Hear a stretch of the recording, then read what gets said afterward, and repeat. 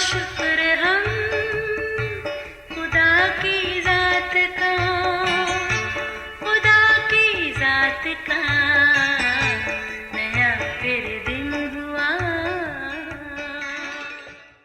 آج کی آیت، اور زندہ ہوں، میں مر گیا تھا اور دیکھ عبدالآباد زندہ رہوں گا، اور موت اور عالم ارواح کی کنجیاں میرے پاس ہیں۔ مکاشفہ پہلا باب 18ویں آیت۔ عزیزو، سورج ہر موسم میں ہر دن اپنی تمام تر رعنائیوں کے ساتھ مشرق سے طلوع ہوتا ہے، دن بھر روشنی اور حرارت دیتا اپنے ٹھہرائے ہوئے وقت پر غروب ہو جاتا ہے۔ یوں ہی ہر شے کا عروج اور پھر زوال یقینی ہے۔ جو دنیا میں آیا اسے جانا ہی ہے۔ عزیزو، چند دن پہلے میں نے ایک گریو کی تصویر دیکھی۔ اصل میں اس پر لکھی تحریر غور طلب تھی۔ لکھا تھا، میں بڑا اہم تھا پر یہ میرا وہم تھا۔ بلا شبہ تاریخ بے شمار نامور شہرت یافتہ لوگوں کی داستانوں سے بھری پڑی ہے، جو دنیا میں آئے، چھا بھی گئے، دولت عزت نام کمایا، پھر اپنے وقت پر چلتے بنے۔ تاریخ میں کچھ دہائیوں زندہ رہے، پھر قصہ پاری نہ ہو گئے، ان کی قبروں سمیت نام و نشان بھی مٹ گیا۔ مگر عزیزو، یسوع مسیح جو نہ تو دنیا کا تھا اور دنیا میں رہنے آیا تھا، بلکہ ایک خاص مشن پر دنیا میں آیا ضرور، اس کا اس دنیا میں آنے والا وہ واحد بچہ ہے جو آج تک نہ بھولا اور نہ بھول پائے گا۔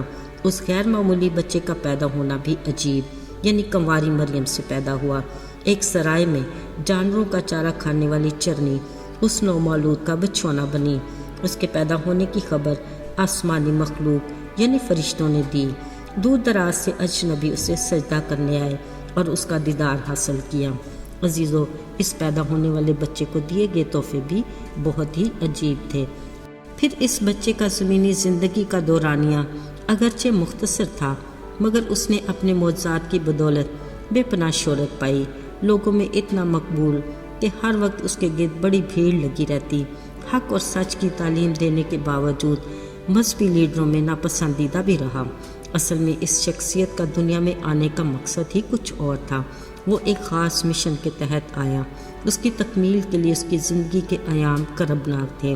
اس کی زندگی کا سفر اذیت ناک، اس کا صلیبی سفر تھا۔ اس کی موت بھی لعنتی موت تھی۔ پھر جب اس نے اپنی روح کو خدا کے سپرد کیا، عجیب واقعات رونما ہوئے، یعنی بھونچال آیا اور مقدسوں کی کچھ قبریں کھل گئیں۔ دن کے تیسرے پہر سورج نے روشنی دینا چھوڑ دی اور چہار سو اندھیرا چھا گیا۔ پھر قبر میں رکھے جانے کے بعد بھی ایک بڑا پتھر سرکار کی مہر کے ساتھ قبر کے منہ پر رکھا گیا۔ نہ جانے کس بات کا خطرہ تھا کہ کچھ پہرے دار بھی بٹھا دیے گئے۔ عزیزو، اندیشے درست ثابت ہوئے۔ تیسرے دن قبر میں رکھا مردہ یسوع بڑی قدرت اور قوت کے ساتھ زندہ ہوا۔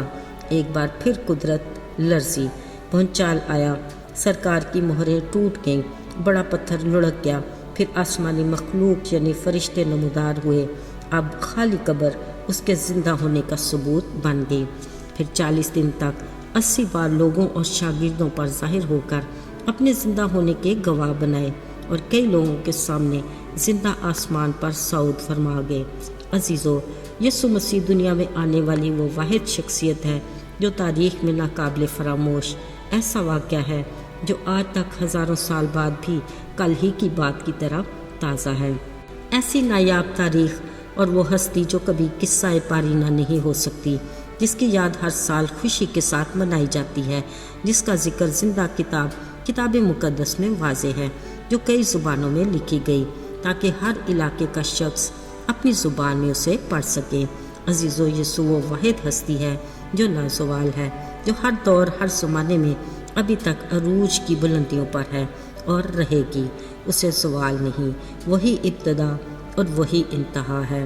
اور مزے کی بات یہ ہے کہ آج بھی دنیا اس کے آنے کی منتظر ہے۔